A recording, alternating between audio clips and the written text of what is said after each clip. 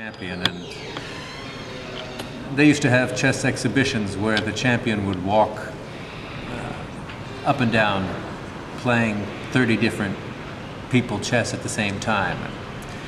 Prokofiev went and he tried that 3 times. He got beat the first 2 times along with everybody else, but he actually did on his board actually beat the chess, #1 ranked chess player in the world at the time. So he was very proud about that. Prokofiev was this kind of guy who would never back down.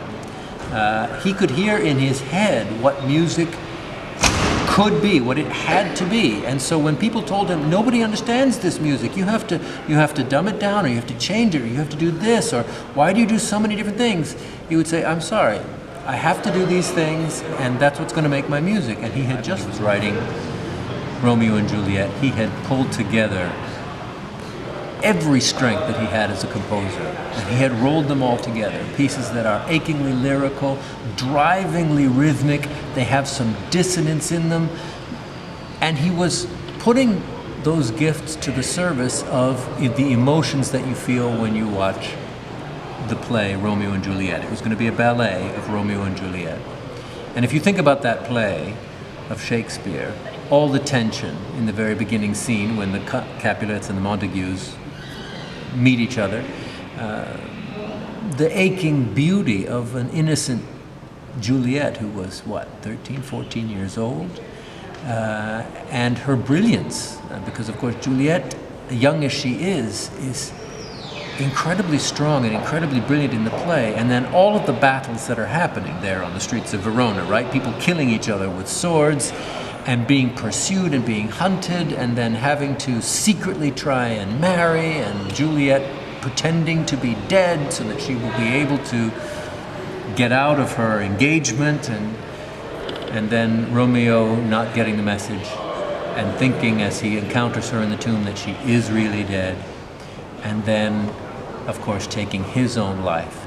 Now you have to go through the play to feel those emotions. You have to actually hear that poetry and those words, and you have to know what's going on rationally with your frontal lobe, with your conscious mind. But with Prokofiev's music, you feel universal pain from the very, I was going to say first note, but actually it's about the 7th note. By the 7th note, you are in exquisite anguish, like there is going to be violence at any moment, because that's the way the play opens. There's going to be violence at any moment. And Prokofiev captures this feeling in just sound with this chord that it's like you're on the edge. The war is about to break out. It's like it's in slow motion. If only you could stop people, if you could tell them, stop what you're doing. You can see it's about to happen. Yuja Wang is one of these, dazzling pianists whom God has gifted. She can literally play anything. She's a great musician. She captures the heart. She captures the soul. So for musicians, it's always an incredible treat whenever she's in town to hear her play. And she's playing Mozart's 9th Piano Concerto. This is often considered to be Mozart's first masterpiece. He was 21 years old when he wrote it in 1777. He wrote it for a young female pianist who was incredibly talented in his day. And I don't know whether it was something about her or something about the time where he was. I believe he was back in Salzburg when he wrote it. Don't quote me on that.